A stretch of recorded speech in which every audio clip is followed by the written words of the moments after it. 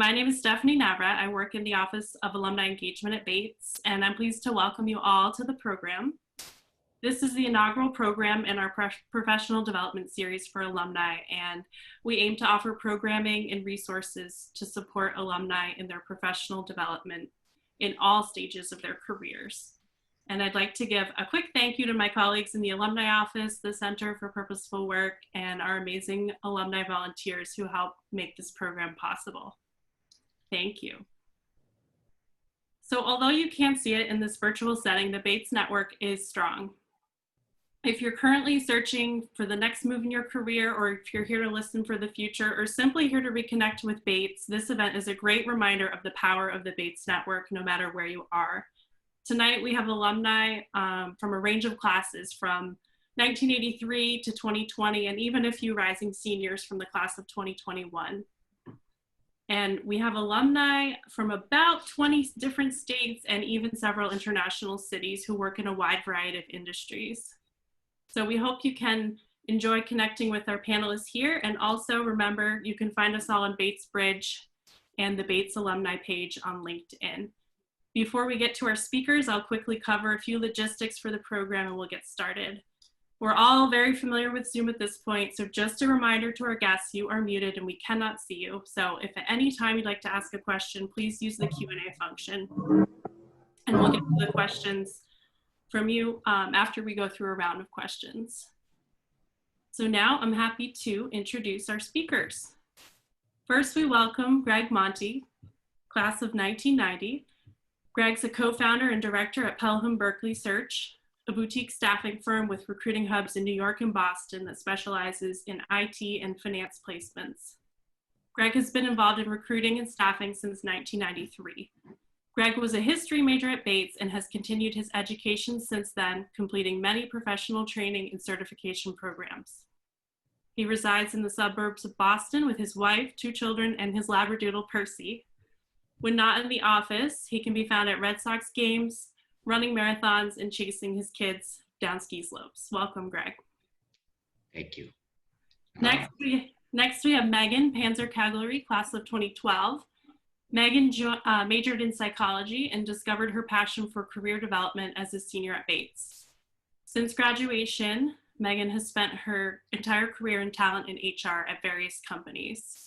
She's currently the head of talent and people operations at Thumbtack, a marketplace for skilled professionals located in San Francisco. Welcome, Megan. Also with us is Isaiah Rice, class of 2015. Isaiah majored in dance and politics at Bates and is currently a talent acquisition administrator with Habitat for Humanity International based in Atlanta, Georgia. Isaiah has been at Habitat for 4 years, and he manages a portion of domestic and international recruitment for the organization, along with diversity and inclusion initiatives. And outside of work, Isaiah is heavily involved in the performing arts, just as he was during his time at Bates. Welcome, Isaiah. And finally, our discussion moderator this evening is Hannah Siegel, also a member of the class of 2015. After graduating from Bates, Hannah spent 3 years at Farallon Capital Management as an HR generalist. Hannah then transitioned to recruiting manager at Rothy's. Yes, that popular San Francisco-based shoe company. And as the first member of the people team, Hannah quadrupled the size of the company over 2 years. Following her time at Rothy's, Hannah recently signed on to become head of people at Nate, an AI startup. And at Nate, she'll focus on building the candidate experience and culture. Thank you all so much for being here to share your time and expertise. Hannah, the floor is yours.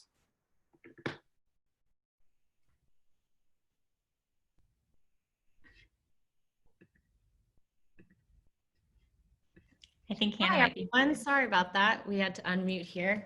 Hi everyone, like Stephanie said, my name is Hannah. I'll be moderating this event. A special thank you to Stephanie for putting this together. And thank you so much for everyone tuning in. I know it's an additional hour of Zoom time and Zoom fatigue is real. So thank you so much for joining us. And I'm so appreciative of our panel for joining us as well after a long day at work. So, so excited to be here and talk a little bit about the job search. First and foremost, I hope everyone is safe and well.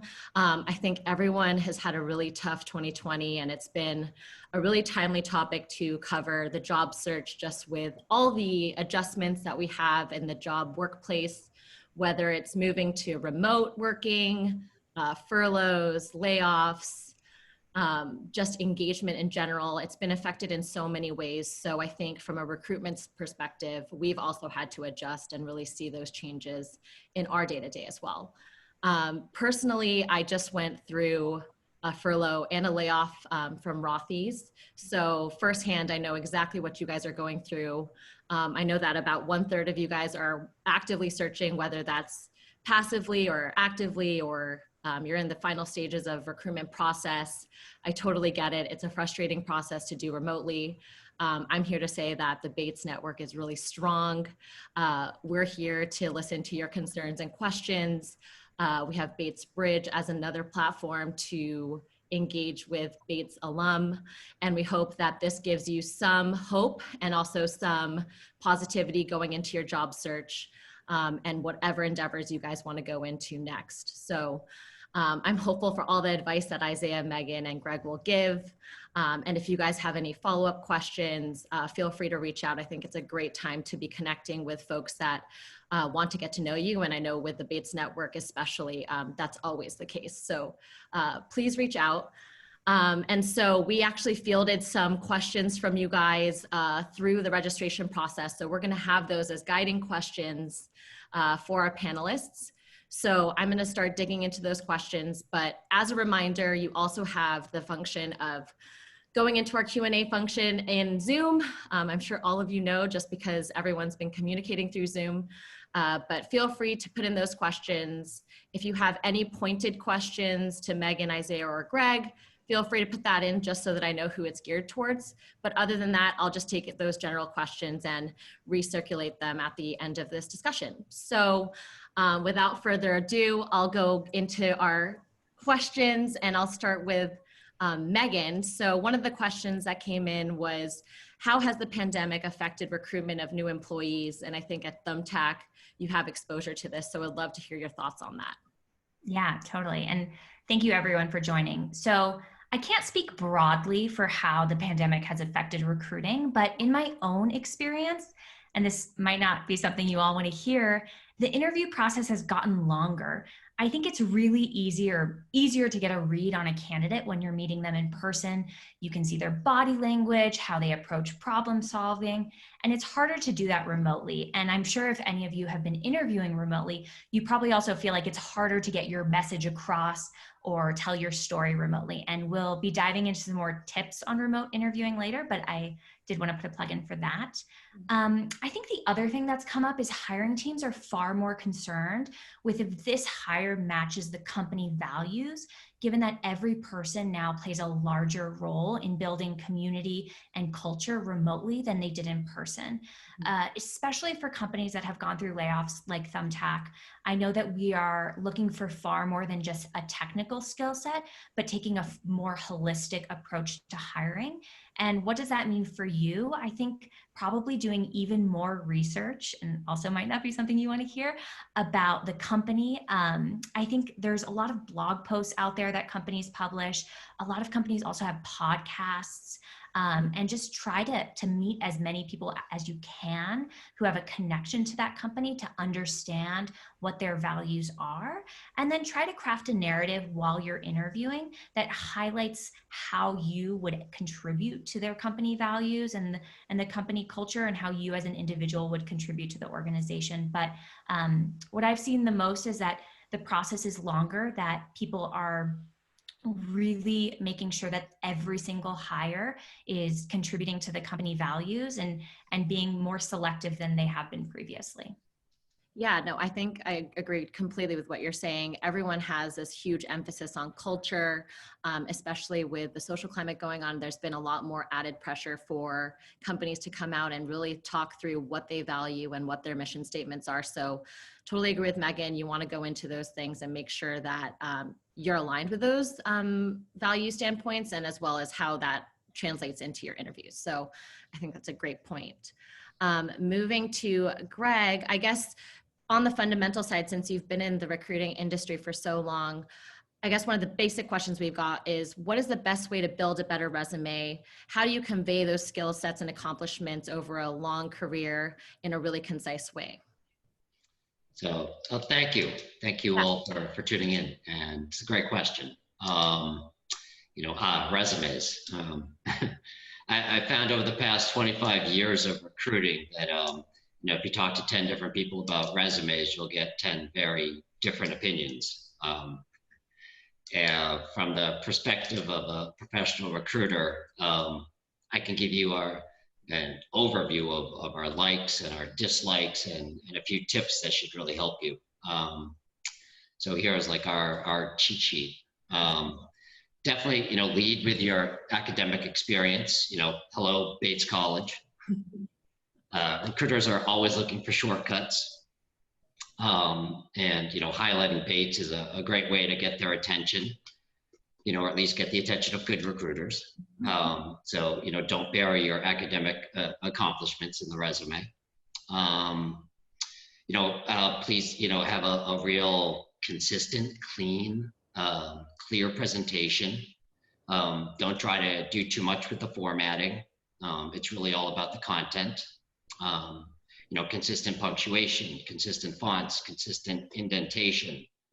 A resume is similar in a lot of ways to an interview follow-up thank you note. So, you need to have one. It won't actually get you hired, but it absolutely can, muck up the process. So we recommend a 1 to 2 page resume. A traditional 1-page resume is great, but nobody bats an eyelash at a 2-page resume these days.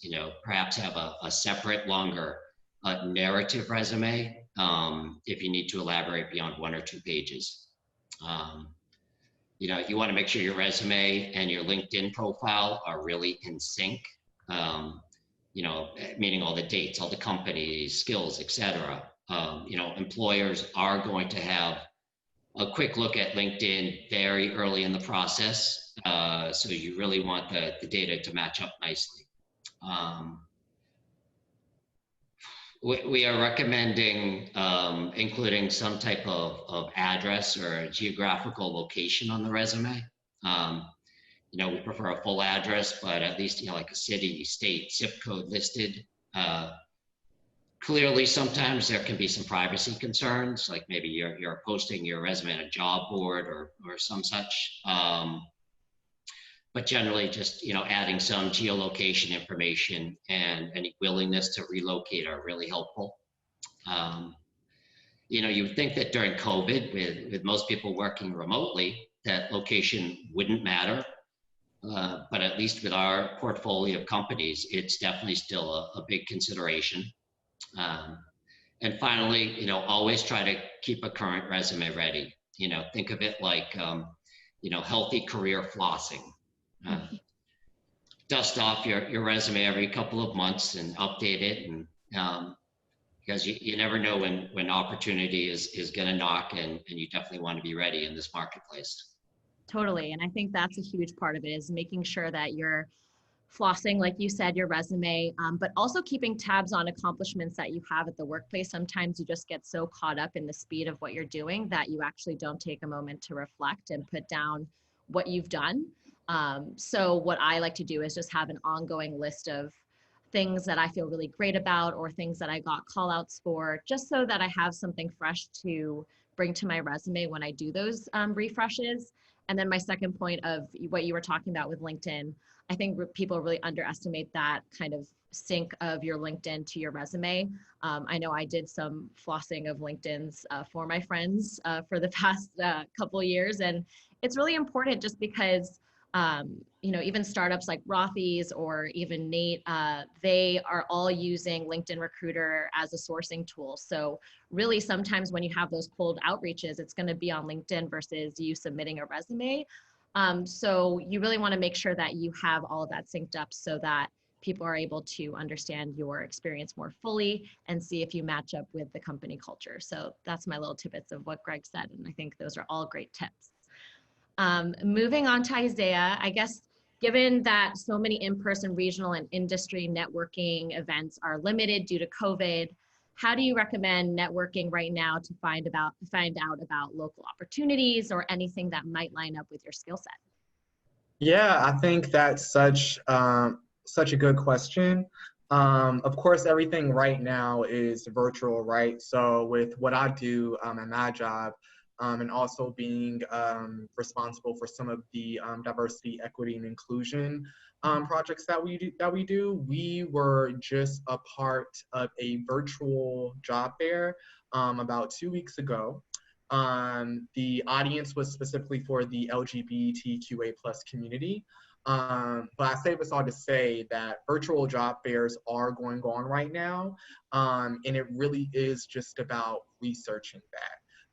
Job fairs are still very prominent. Companies are still, looking to hire where they can, but unfortunately, we can't do these things in person. We can't go to an arena and have a booth set up. It has to be set up virtually. So I would really recommend doing research and finding out if there are any virtual job fairs going on in your local area, because that is very prominent. Aside from that, I mean, of course, also using LinkedIn and using Indeed and Career Builder, and seeing what's available locally to you on that level, seeing what's being posted, making sure you're notified when new opportunities do come in your local area, because I do know some of these job ad sites, you can create an account and they'll send you, the most recent, newest opportunity that may arise. So making sure you're connected in regards to receiving notifications with these different job ads. So anytime something comes in, you're aware, and also doing research in regards to what virtual job fairs are going on around you. Those would be the two things I would say.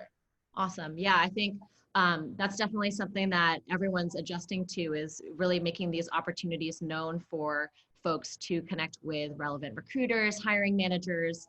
I know that Stephanie mentioned that there might be some rising seniors or juniors in the mix of things. I know that a lot of employers are using Handshake to do some coffee meets, as well as some virtual, just 10 to 20 minute conversations with respective members. At least at NATE, that's what we're doing. And so make sure to check those resources out, as well as what Isaiah said of your local Indeeds and other career-oriented sites that may be offering job opportunities or job fairs around you. So I think that's a great little tidbit. And then going back to Megan about all of her tips and tricks of preparing for Zoom interviews, because that's really how the forum of interviews are happening right now. So I'm going to hand it over to you to give us a little tip checklist. 100%. And to the other panelists, feel free to jump in. I know we've all been doing a lot of remote interviewing right now. Okay, so I think there's some really low-hanging fruit ones. One is to dress as if you were still going to go into the office. So try to gauge what the company's dress code might be. If they seem very formal, still put on a suit, at least from the waist up, so you appear to be prepared and for what they're looking for. Make sure the space behind you is clean. Make sure you have a strong Wi-Fi connection. Use headphones if you think there's going to be background noise. A really big one is make sure that your roommates or significant other know that your parents, if you're living at home, know that you're going to be interviewing and not to interrupt. And lastly, this is my own point of view, and so feel free to totally disregard it. But every single recruiter or hiring manager is working from their bedroom or their couch or their kitchen or a home office right now. And so if you decide to use one of those backgrounds, make sure it's not distracting at all, because I actually think it can take away from some of the experience. And when you're more vulnerable, you're kind of like, we're all in this together. So of course, if there are dirty dishes in the background or your laundry's, all over the place and your bed is unmade, I'd say either clean it up or put a background on, but don't be embarrassed to just show where you are. We're all going through this together, and there's a big human element to that. The other tip that I have, which actually isn't a remote tip, but something I just recommend to every single person interviewing, is practice answering questions out loud. We are all really eloquent and concise when we say answers in our head, but articulating your background or answering a difficult question out loud is just so much more difficult. So I always recommend practicing with someone or even recording yourself, and you can set up a Zoom or Google Meets or anything you want to record yourself, just answering some of the questions you might expect to get. Also, don't be afraid to ask recruiters like, oh, what is this person going to be looking for? Or are there themes to the different sessions? I know at least at Thumbtack, we have set themes and criteria we're looking for in every interview section, and we like to prep our candidates. So don't be afraid to ask what those are going to be. The last one is I want to kind of highlight something that's a win here is when you're interviewing remotely, you have the option to make your screen half the video and half maybe some notes that you have. Please do not read a script. It will come off as super canned. Everyone will see right through it. But if any of you have ever been in an interview and feel like you just blacked out and you're like, what did I talk about? Did I answer all the questions correctly? Did I highlight these things I wanted to highlight? You kind of have this opportunity to have these bullet points that don't involve you looking away from the screen or looking down at a piece of paper. And the other thing is in that, make sure that you research all of the people who will be interviewing you if that is information that the recruiters provide you, and ask really tailored and specific questions to those individuals. And if you are getting lost or forget which ones those are, you can also just have them written in a Google Doc and have it up on your screen. So a lot of these are not actually remote, but just kind of general tips that I have. And this is a human experience. We're all going through things. We're all going through COVID together. So don't feel like you have to be 100% perfect and polished and your background has to be spotless. Yeah, it's okay to be imperfect. I think, and I have two things I want to add to that. Is one of them is lifting your computer screen so that somewhat your camera is at eye level. I don't know if you guys noticed this, but it's pretty eye level. So I have it pretty set up so that it doesn't look like I'm towering over them. And then number two is bodily cues that you use in person don't necessarily translate on remote screens like Zoom. So when I started interviewing, I realized I use my hands a lot and do this, which obviously is very distracting on Zoom. So being able to record yourself and understand kind of how you come across remotely versus in person is also really key. And then, like Megan said, actually, in an interview that I had 2 weeks ago, I was talking about one of the hiring managers' background, and she actually stopped and said, no one asked me that question about why I shifted from executive coaching into an in-house recruiting position. And I really appreciated that. So really going that extra mile of understanding where people are coming from, I think is really key, and always have questions, because I think when you don't have questions, it rubs people the wrong way when it comes to recruitment. Isaiah, Greg, do you have anything else you want to add in terms of Zoom interviewing? Because I know that some people are actively searching. No, I would just absolutely, agree and reaffirm that, everyone, so many people are working remotely, and that, having, a dog barking in the background or a lawn service come by while you're doing a meeting is not ideal, but it's not. It happens all day long. And so just that transparency is kind of refreshing in some ways. And for a lot of folks, hopefully it can be, make the Zoom interviews a little less nerve-wracking to know that, people really don't, care that much. Mm-hmm. Yeah, I agree. Honestly, since it is, on camera, you want to just make sure, at least from the waist up, you look professional, and that you're good, that you don't have anything going on crazy in the background. If you need to do like a test of audio and video a few minutes before the video interview actually starts, definitely, you want to do that. Depending on what device platform you're using. I know for my organization, we use Microsoft Teams. Mm-hmm. So for all of our interviews, we're responsible for sending directions to the candidates on how to download Microsoft Teams and what that looks like. So if you're interviewing and someone is saying, hey, you have to download this software that you don't have, you want to make sure you just have that downloaded way before the interview. Make sure, you know, all the technicalities are good and ready and set to go, the video and audio. But other than that, yeah, you just want to make sure everything's clear in the background, that from the waist up you look good, that you don't have any extra sounds, extra distractions going on in the background, and you can really just focus on the interview. Awesome. And Greg, one of the more consistent questions that we got from the audience was around what advice you can give to someone that wants to pivot in their careers, going into another industry per se. I think a lot of people are using this time to reflect on what they were doing and whether it's something that they found fulfilling. So what advice would you offer someone, and how would you best convey those skill sets within a resume to a potential employer, especially in this environment where we have unemployment, we have furloughs, we have layoffs? So how do we navigate through that? Thank you. That really is a great and relevant question. So I guess, you know, first, a lot of folks use a functional resume format instead of a traditional chronological resume format in order to refocus the resume on very transferable skills. Mm-hmm. If you're not familiar with a functional resume format and are looking to change industries, would definitely recommend taking a look at this format. There's a few variations, but the concept being just to reorder your resume, starting off with a summary at the top, then your education, then very importantly, the skills summary, which is really the kind of the meat of the resume, and at the bottom, your work history. Example would be like a math teacher looking to change industries and get into finance. To start with a summary, BS in mathematics, 2 years teaching experience. Strengths include, quantitative skills, statistics, organizational skills, leadership skills, etc. Then have an education section, and then, importantly, the skills summary.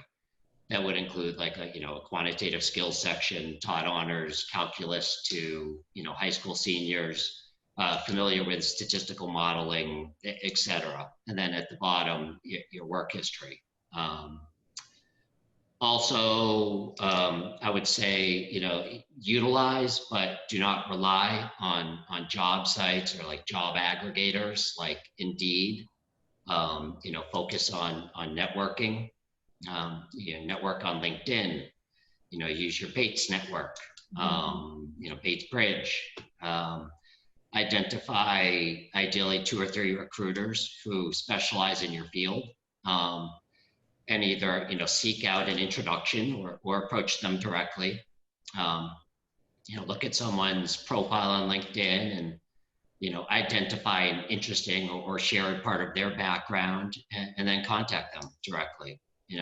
Hi, I noticed you're a NSCAC grad, I'm a Bates grad with a degree in math looking to move into finance, et cetera, and you're off and running. Yep. And finally, I would definitely recommend looking at like temp contract opportunities.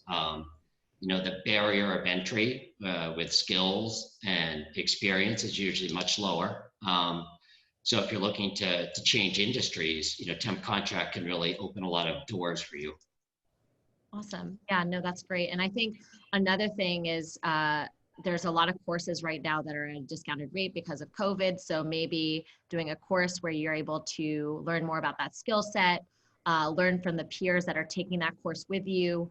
I know when I was at Fairlawn, I was interested in marketing. So I did a certificate in marketing at UC Berkeley Extension. Still stay in touch with a lot of my classmates that are in a variety of industries. And so I think that's really also another great way of networking outside of the Bates network, and also understanding more of the perspective of people that are doing what you want to transfer into, and kind of seeing the gaps that you can fill through a course as well. But thank you for that, Greg. I think that was great advice. And then Isaiah, I know that people are really concerned of just knowing more about who's hiring right now.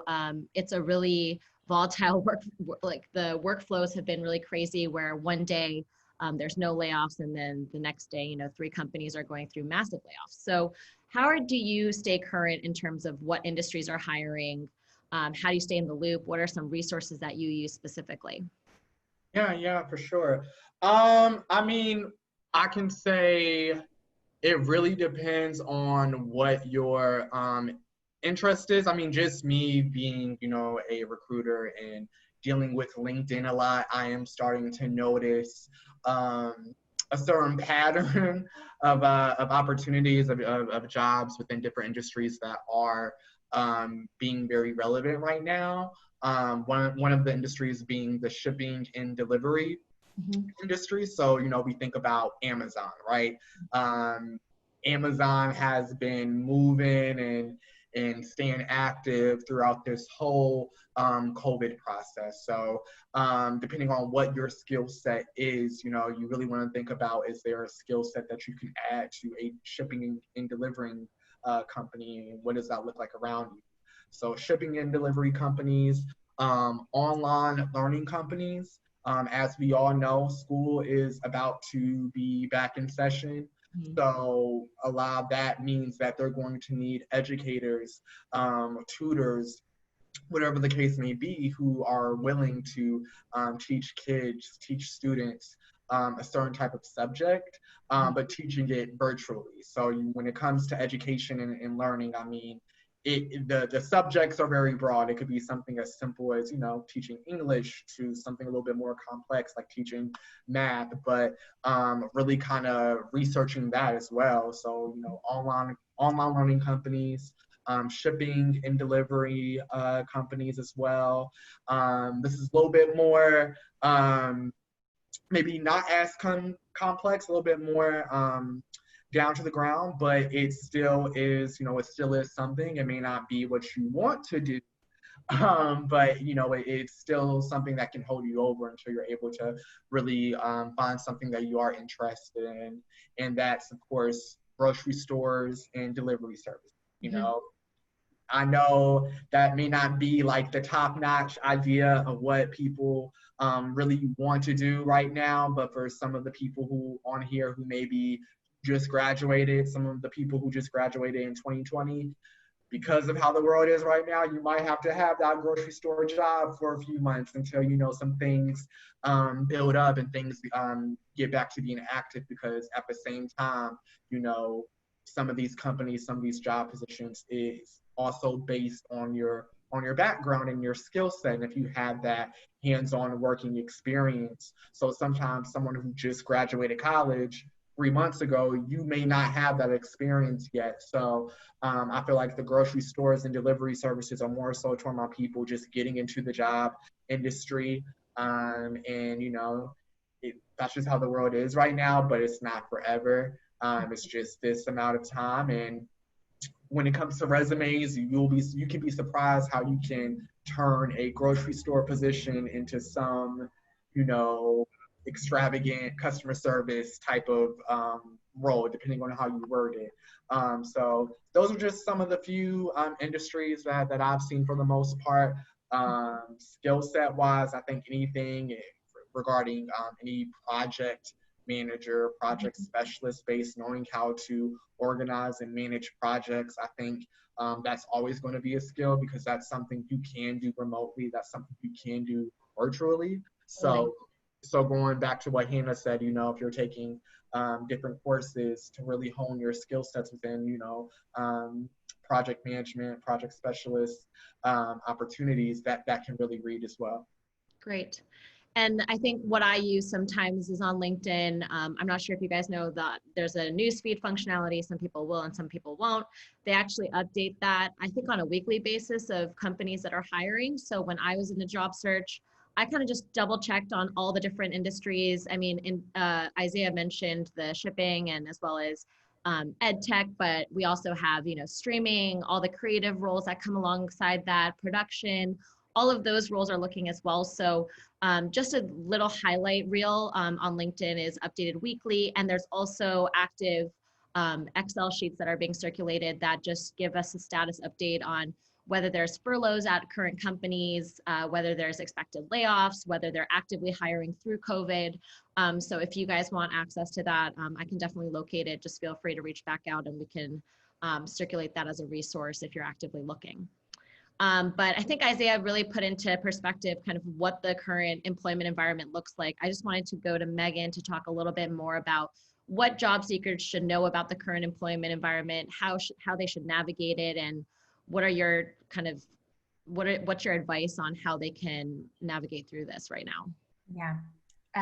The one thing I'll add is also on LinkedIn, you can follow companies or set up different job searches. So like jobs like such and such, and LinkedIn will notify you when those jobs become available. Also, just like a tidbit, the companies you follow actually care that you follow them. So when LinkedIn Recruiter is kind of like the back end way that you search for folks, and the data shows that people who follow your company are exponentially more likely to respond to a LinkedIn message, which is what we call like sourcing, or if you've received an email on LinkedIn, that's what we call sourcing, are more likely to respond than someone who doesn't follow the company because they've already put some interest. And so recruiters on the back end can actually filter and see, have people been following this company, because we get a higher response rate. And I mean, if you have you have to send a lot of messages to get good responses. So if we can, opt it for people who are actively looking for search. Oh, and that's another thing on LinkedIn. You could put that you're actively looking for a new role. Your current employer cannot see that. So if your current employer, even if they have LinkedIn Recruiter, they can't look you up and say like, is Megan searching for a new job? They're blocked from that. But other employers can see that you're actively searching. So whether you are actively searching because of COVID or because you newly graduated or are just thinking about a career pivot, rest assured you can mark on LinkedIn that you're actively looking. But anyways, back to the employment environment. So somewhat of what I was talking about is I was just in a benchmarking meeting this week with a bunch of other tech companies in the Bay Area, and we're all facing a huge increase in inbound applications. And that's what we call when someone just applies to the company out cold. So not someone who was referred or not someone who was sourced via LinkedIn or other sourcing tools. And so, adding upon what Greg and others have shared is building your network is more important now than ever. And I know it can be really exhausting when you're actively on a job hunt. And given the increased volume in inbound applications that recruiters are seeing, they're probably less responsive or taking longer to get back to you. But I think this is an opportunity, again, to take advantage of the network, to have coffee chats, remote coffee chats, informational interviews with people whenever possible. My biggest recommendation, though, in doing that is make sure that the person you're meeting is someone you're actually interested in meeting with, because on the receiving end, if someone talks to you and doesn't actually have any questions, that they just want a foot in the door, and it's way harder to advocate or refer them if you don't have, a rich dialogue. The other thing that I've seen a lot of, and I hope that you all have too, is people posting on LinkedIn or in their personal networks that they are willing to support anyone who is actively looking for a job right now. And don't be bashful, like take the advantage of those people, like reach out to them, say that you're looking for X, Y, and Z, you want to pivot or you want to start your career, and start those intros. I know Hannah's also going to talk about the Bates Bridge. But if you're in a lull right now, I would say the number one thing you can do is try to build that network, because like what I was talking about earlier, companies are probably more relying on referrals than inbound applicants right now, just given how much emphasis there is on who we're bringing into our companies. So take advantage of the time to build your network and make connections, especially at companies that you're interested in. Yeah, no, that's great. I think those are all great tidbits of what to be doing. Also, I think on LinkedIn, given that there's so many furloughs and layoffs, there's also an ability to share a status that you're open to opportunities. So it's just another kind of icebreaker for people to put their kind of situation out into their networks. I know that there's people that not necessarily are like my acquaintances on LinkedIn, but people that just are a friend of a friend or people that just added me throughout the years. So that also might be just a Kickstarter to another opportunity that might fit your skill set. So that's something I've definitely seen within LinkedIn as well. And then Greg, just going into kind of the similar environment, I know that you've been in the industry for a while now, and so you were actively recruiting within the 2008 crisis. So what are some tips from your side of what recent grads should be doing, or people that have been laid off, and how to navigate that as well? Sure, thank you. Historical perspective to 2008. I studied history at Bates, so love this question. From what we've been seeing in the staffing industry, there are a lot of similarities to 2008.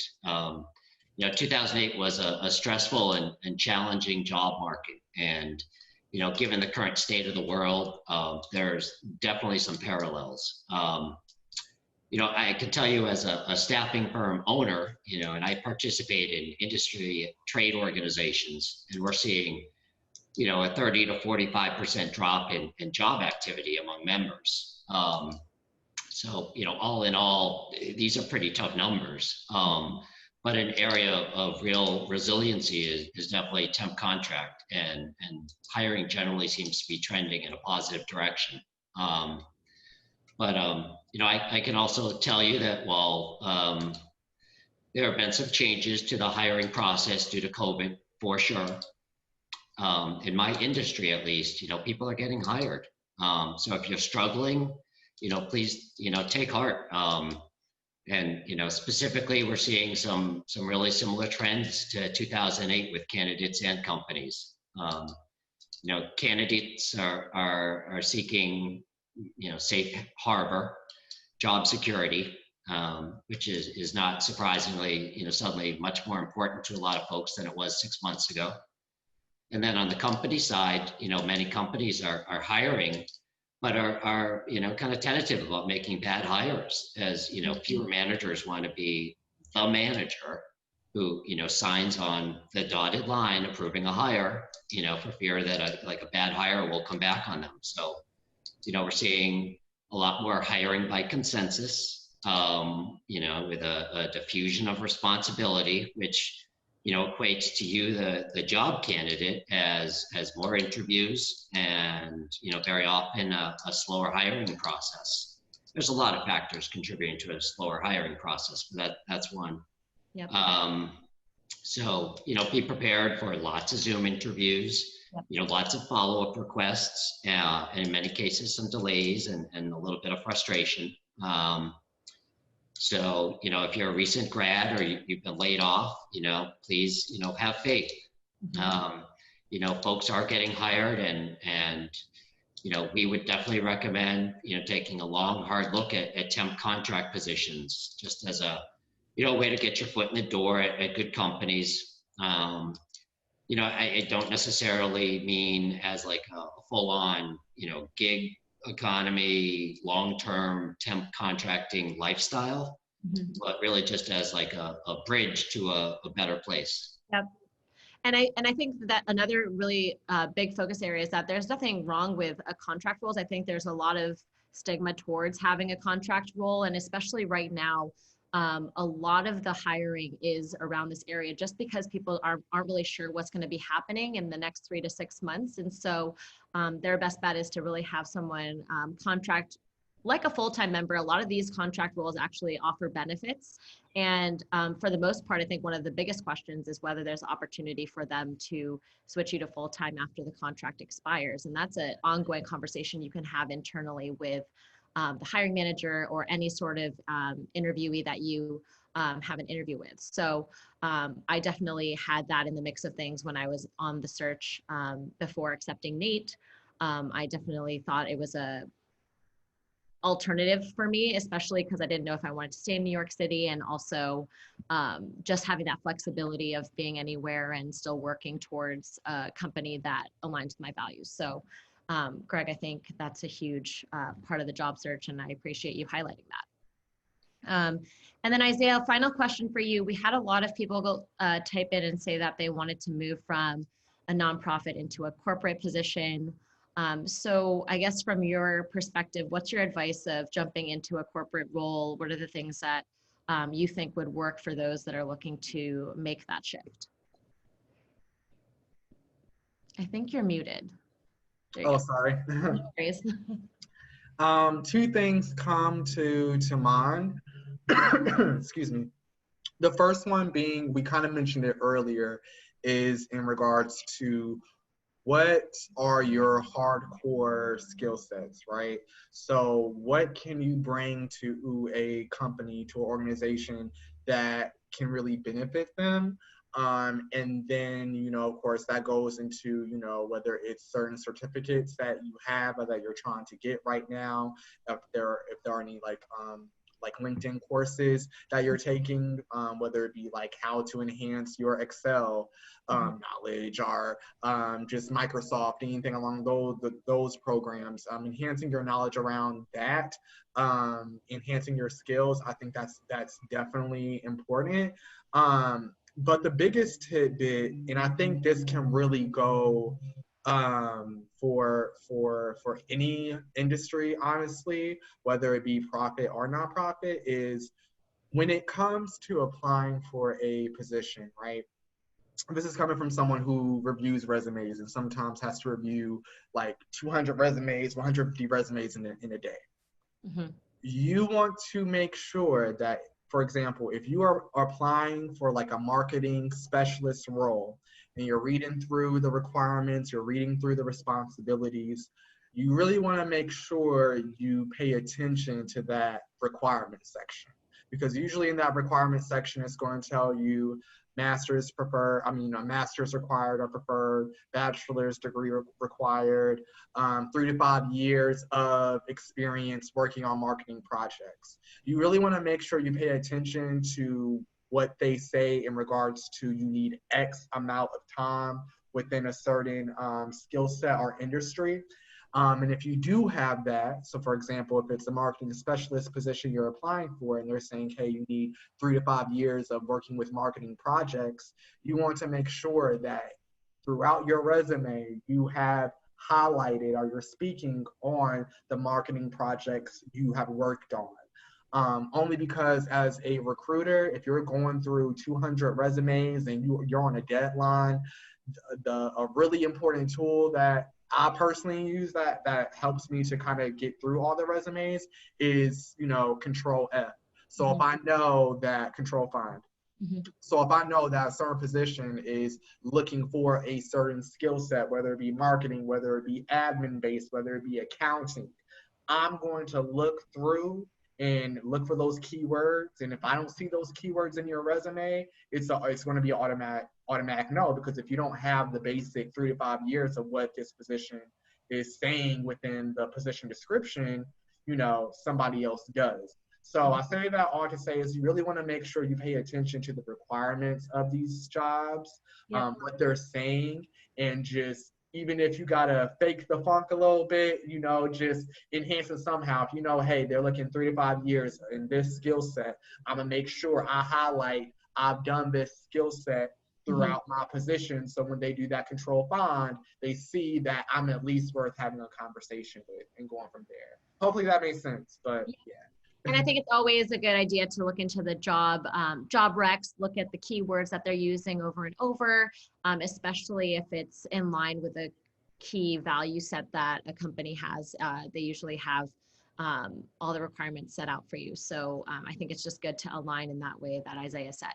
So I think those are the questions that I have for guiding our conversation. So I just wanted to end with a little tidbit from Megan on how she used the Bates Network to land her job. And then from there, we'll open it up to some of the questions that you guys wrote in throughout our conversation and answer those as much as we can. So I'm gonna flip it over to Megan to talk a little bit about how she used the Bates Network. Awesome. Well, I will start by saying I got my first job out of college, out of Bates, 10 days before we graduated Bates, and it was a contract job. So to everyone's point about like now with the current environment, it was 2012, the economy had bounced back and I still got a contract job. And it wasn't in recruiting. I was actually a watch buyer at an e-commerce company. And I spent 2 years there and soon realized I didn't want my boss's job or my boss's boss's job. And the thing that I loved the most was working with people. And so I thought about getting into recruiting, even though I didn't know very much about it. And so actually I'm going to share my screen because I found this. So great. Okay. So there was someone, he was the year above me at Bates, and his girlfriend lived on the same floor as me sophomore year when I was a JA. And so like we recognized one another, but didn't have any classes together, didn't go to the same parties. And I just found him on LinkedIn and found his email on LinkedIn. And I reached out to him and I just said, hey, like, I'm interested in recruiting. I see you've done this role before at BCG. I was hoping we could chat, and we ended up getting beers at a bar in Boston a few weeks later, a few days later, I don't exactly remember. And I applied for the role the next day, and within 2 weeks I was interviewing, and he ended up being on my team and helped onboard me. But I can't stress enough, listen, not everyone's going to be as responsive and nice as Patrick was, and I don't think he's on the call, but he was so wonderful. And, meet me for drinks and answer all of my questions, and then, refer me and help me usher me through the process. But we had no relationship really prior to just recognizing one another, and then became good friends. And I ended up working at BCG for 4 years thanks to him. So I know we've mentioned a lot about like building your network and what does that look like, and that can mean reaching out to someone who you don't even know or who you might recognize or have some name recognition, and trying to build a connection there, and see where it goes. So this was like the most fruitful Bates connection thing for me, but I still have Patrick to thank for launching my career in recruiting. Yeah, and a funny story about Megan is that after Farallon, when I was doing my job search, I actually got connected to Megan through a Batesy, and I was actually interviewing at MuleSoft, and we had connected. So that's actually how we got to know each other. So again, just saying that, the Bates network is strong. For the most part, everyone is pretty responsive. And I think building out that network, I know it's hard to put yourself out there, but really the only way to build is to kind of take that first step, do some cold LinkedIn messages, or ask friend of friends of people that they might know in that company or related industry, and just start from there. I know it's intimidating, but that's kind of the only way that you can start building your networks.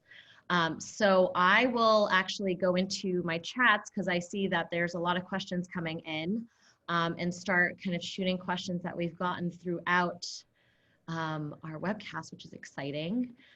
So I guess number one is going to be going to whoever wants to take it, but what's the best way to find a recruiter? I think that's a question that's ongoing. What's the best way of finding someone that aligns with you, especially with all the fuss of people reaching out to you on LinkedIn every day if you feel like you match the skill set? Who wants to take that? Anyone? I think Greg would probably be the best one. Yeah, I was looking at you. I don't know. I would say, first look, if possible, not always possible, but to folks that that you've either worked with in the past, ex-colleagues or classmates or what have you, or neighbors. And, if you can get a referral to a recruiter, that is always, ideal. Beyond that, do a little due diligence and research, and look at, for folks who seem to have expertise in whatever your field is, and approach them. So yeah, in some ways it's a lot like, if you're buying a house and you need to find a real estate agent, there you have to talk to a bunch of people to figure out what's a good match for you and your needs. But starting out with referrals is the way to go. Yeah, and I'll be candid about my experience, even with my recruitment process at NATE. It was initially from a recruiter that had just pinged me through a LinkedIn message. And what I'll say about that is just, rather than letting it fill up, I just make sure I kind of check them as they go, just because you never know what kind of opportunities these people are plugged into. It might not be the opportunity that they're looking for right now. But if you find the industry that they're looking in interesting, whether it's e-commerce, whether it's tech, whether it's shipping, I mean, there's so many different areas of expertise. It's really great to have those conversations. Yes, it's 20 minutes of your time when you're really extremely busy. But when I was job searching, I basically pinged any recruiter that I had conversations with, and they really were the ones that got me connected to opportunities that I found interesting. So I wouldn't call them junk necessarily. I would make sure to just follow up. If you aren't interested, just say that you're not interested. They're not going to take it offensively. They're trying to do their job to make the best match for their employer. And so what I like to do is just be respectful of their time, because you never know when they might come back into the mix of things. Okay, and then I think Megan said that she wanted to answer this question, and I think this is really relevant, especially with my job search as well. As more companies move to resume software filters that auto-reject applicants for having a wrong major, different buzzwords or studies indicate that 70% of the resumes are never really actually read. How do liberal arts majors get past that barrier, and how do you navigate that? Yes. What I will first try to do is debunk that there are all of these AI tools that are filtering all of these resumes. I have worked at BCG, there's 20,000 people. At Salesforce, 40,000 people. MuleSoft, like 1,200, Thumbtack, 700. Recruiters look at every single resume. And I have never worked somewhere where we use an AI or trust an AI. And I think that's because of how much we care about hiring and how much we want to bring the right people in. And I don't think I've ever worked at a company that trusts a robot to do that for me. The other thing I'll say about like majors is I don't find majors to be super important unless it's a very specific job where they're looking for qualifications like, you know, it's an accounting job and they're looking for someone with a CPA. But I think otherwise it's about how you tell your narrative and how you share your story. And a few tidbits, and I know we've shared a lot already, is include any metrics you can about the impact of the work that you've done in your resume. Highlight that. I say that every resume bullet should have like basically follow the STAR method, which everyone should look up if you haven't heard of the STAR method for interviewing. But it should have like the situation, what you were responsible for, and what the outcome was. Because so often people just say like, you know, managed blah, blah, blah. And the person on the other side has no idea what you actually did and why it was important and what the impact was. So unless Hannah or Isaiah or Greg have used these AI tools, I have never used them in my life. We certainly look for keywords, but hiring is so important that most people want to have a very hands-on approach. And don't be afraid to have your major. There's no right or wrong major. It's really about what you can contribute, what you bring, and what your experiences have been. Yeah, I'm echoing what Megan says. I've never used an AI tool, even at Rothy's. It was me just sifting through all of the resumes. That being said, if you are going for a larger tech company, I always say try and get a reference. Like Megan said, it always goes a long way just to connect with someone that you may not deeply know, but would be willing to kind of put your name out there as someone connected to them. I know that I've definitely utilized that with my friend groups. So make sure that you've kind of utilized those, even though it might be a little bit intimidating at first, it really goes a long way. And if you do get rejected, it's still part of your record. And I think having it part of your record is just saying that you're interested in the company over a consistent amount of time. So there's no foul in that. So I think that would be a great additional point to what Megan was saying. And then Greg, I think you have two guided questions from the audience. One of them is about this person is hearing that hiring in financial services has rebounded at the entry level, but there's a lag for experienced hires. Can you speak to what you are seeing, any patterns within specific reference to the New York market? And then second question was based off of what you were talking about, location on the resume. Is it worth it to apply to roles outside of your geographic area now that the bulk of work is remote? So those are the two questions. So. Great. First, the finance question. I would say, yeah, that financial services hiring has been pretty robust. It has been, at least with our portfolio clients, a lot of it has been contract work. But yeah, definitely compared to other sectors that we service, financial services has been quite strong during in COVID versus other industries. So entry level versus experienced, I think there's always entry level jobs in finance. So I think that's true, and a good place if you're early in your career to be looking right now. For sure. And then regarding location, No, I think that, applying for jobs that are not in your geographical area makes a lot of sense. And I don't want to belabor the location issue. It just, I think it's helpful from a recruiter standpoint in helping you and making a good placement, just to, because sometimes there are expectations about, right now everyone's remote, but in short period of time, you may be expected to be on site 5 days a week. So absolutely apply for positions that are outside of your geographical area, and just be kind of transparent about where you are and your willingness to relocate for a role. And absolutely, I would not preclude your jobs that are not in your geographical area from your search. Yep, I agree with that. And then I have two final questions for anyone in the group. And then just to anyone that's written in that we haven't addressed yet, we're trying our best to get to all the questions. If we can't, and you're still interested in hearing from us, feel free to reach out to us. I know that we're all very flexible in terms of having people reach out to us on LinkedIn and having conversations. So utilize that and make sure you follow up if you have any guided or specific questions that we could help out with. But one of them is, do you have any advice about optimizing documents for applicant tracking systems? And then another one is, are there any red flags that someone seeking employment should be aware of? Anything that can make someone think twice about working at a particular company? So does anyone want to take the applicant tracking system question? Say PDF it. Yeah, I mean, I think this is a lot in line with what we were talking about in terms of keywords.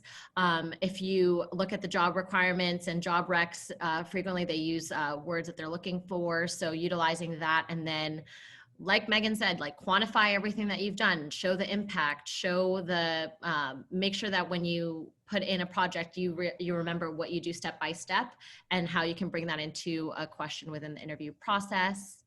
And then anything about red flags that someone seeking employment should be aware of? So I'll say one thing. Thumbtack, the company I'm at, went through a layoff in March, and now we're actively hiring again. And so I know a lot of people rely on Glassdoor or Blind, which is another tool to get insights. Take it all with a grain of salt. I think that with so many changes to companies going remote, doing layoffs, doing furloughs, the Glassdoor and the Blind reviews, I don't think are as helpful as they used to be. My biggest recommendation, again, and I know it can be really difficult, is to try to talk to someone who's actually at that company. And if you're interviewing, you can also feel free to ask, could I talk to someone in a different department to hear how, departments cross collaborate or something like that, or see if there's someone who's not on the hiring panel who could have a coffee chat with you, just so you could get more insights into the company. But I think historically, I would say go on Glassdoor, there's a lot of reviews. I think a lot of industries or a lot of people are writing ones that aren't actually representative of what's happening right now. And so many companies are going through so many changes that I would say don't use that as a source of truth. Yep. I mean, I think you said it all in terms of Glassdoor. That's obviously not something that employers can control or delete comments that may not be true. I know that I was talking to a friend that was also going through a job search this time. She saw an article and wanted to have kind of more follow-up questions within the interview process about things that were addressed through that article. She got much more clarity going to someone internally, just getting comments on how that was handled as a company, to see if that aligned with what she wanted in her next employer. And she came out with really great answers. So I think that's a good way of going about particular op-ed pieces that are out there about companies or anything else that you may be concerned of. Going internal is probably your best bet. And then lastly, just wanted to highlight Bates Bridge. I know that you guys have heard it. It's been circulating. I know sometimes I get Instagram ads on the Bates Bridge kind of Instagram posts. It's just basically a LinkedIn for Bates grads and alums and also current students. So another way to connect. So I highly recommend, if you're not on the platform, get on it, put in your interests, put in your focus areas, be a great connection to someone that is undergoing a lot of stress or uncertainty through this environment. I know that that's going to be really important, is to maintain this source of connection through this really difficult time for folks. So just wanted to thank everyone for tuning in. I hope that we gave you some tips and advice that would be helpful into your job search. Like I said, all of us are very much open to keeping the conversation going. Feel free to reach out. And then again, thank you, Stephanie, for putting this all together and rallying all the panelists. And then finally, panelists, Greg, Megan, Isaiah, thank you for bringing all of your expertise to the table. I know that I felt like it was a really helpful session of just going through the nuts and bolts of recruiting and the job search as a whole. Thank you so much, Hannah, and all of our speakers, and to our guests. This was really great. What a great conversation. I love the Bates connection stories, and really appreciate your insight and helpful takeaways tonight.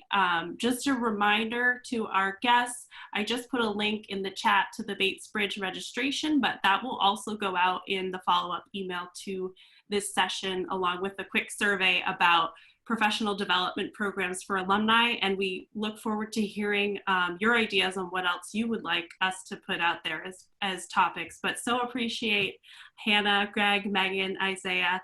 Thank you. And thanks everyone for spending this time with Bates. Have a great rest of your day. Go Bobcats. Go Bobcats. Woo.